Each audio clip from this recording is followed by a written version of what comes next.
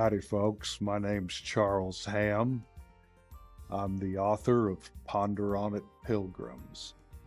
It's a 3-time #1 international bestseller and has now sold in 13 different countries.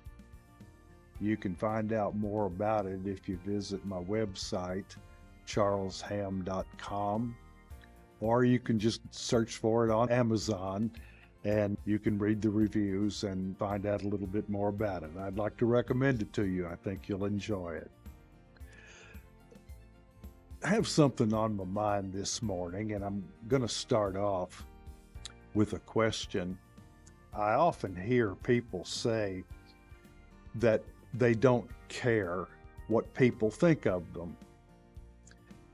And I want to ask you that question. Do you care what other people think of you?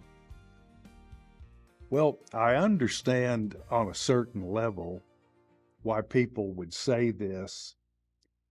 But then on the other hand, I realize that we do care what people think of us. And I care what my family thinks of me. I care what my friends think of me. And generally speaking, I would rather be liked than disliked by other people. But when you're in a situation where someone speaks offensively to you or is disrespectful to you, this is where we want to focus on our conversation this morning.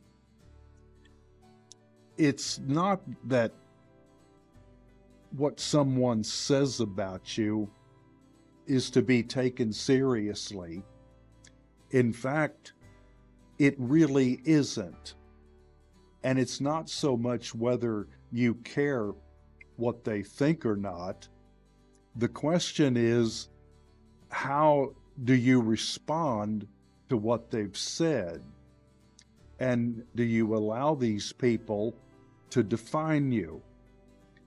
And I think that is where we certainly fall into the trap of being negatively influenced by other people. And if we get upset by what someone says, then we do care what they thought about us because of the way that we respond. Now, I have a story that I tell about a time up at Round Mountain. I was sitting there on the cabin porch, and it was just one of those moments in time when I just felt great. All the grandkids were up there, my cookie bandits, and they'd gone completely feral, just running around all over the place, just having the greatest time you could imagine. And they were looking for Bigfoot tracks and keeping an eye out for Bigfoot as well while they were out there. And they were all just having a great time, when all of a sudden I heard one of them crying and just obviously very upset. And I knew something had gone horribly wrong. And so this was my grandson. He was about 4 years old at the time. And I see him coming up from the woods, running up toward the cabin. And he ran to me and got in my lap and is just crying, and he's inconsolable. So I held him and was just waiting for him to calm down a little bit so I could talk to him. And I said to him, what's wrong? Why are you hurt, or why are you so upset? And fighting back tears as he spoke, he said, Sophie called me a booger boy. And then he continues to cry, and I just was holding him. And as he kind of calmed down, I said, well, I have a question to ask you. Are you a booger boy? And he said, no, Grandpa, I'm not a booger boy. And I said, Well, I don't think you are either. And if you know you're not, and Grandpa agrees, then what she said about you really isn't true, is it? And I think that this is where we have to know ourselves, and we have to be so comfortable with ourselves that when someone makes an accusation like this against us, we can simply pass it off as something that just isn't true. But my grandson had allowed something that someone else said about him that he did not believe to be true about himself to completely spoil his whole time out there with the other kids in the woods.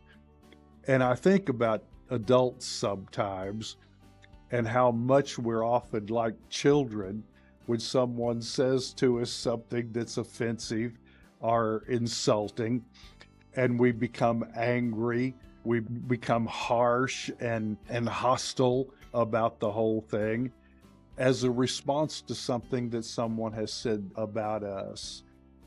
And so if we really know ourselves and are comfortable in our own skin, we need to learn to shake things like this off and not let it bother us and not let it poison our minds. Feeling offended. This is my Texas grit for today. Feeling offended or letting other people define you is a choice. You don't have to receive that, and you don't have to allow other people to define the type of person that you are. Okay, I want you to ponder on this, Pilgrims. I love y'all. Bye for now.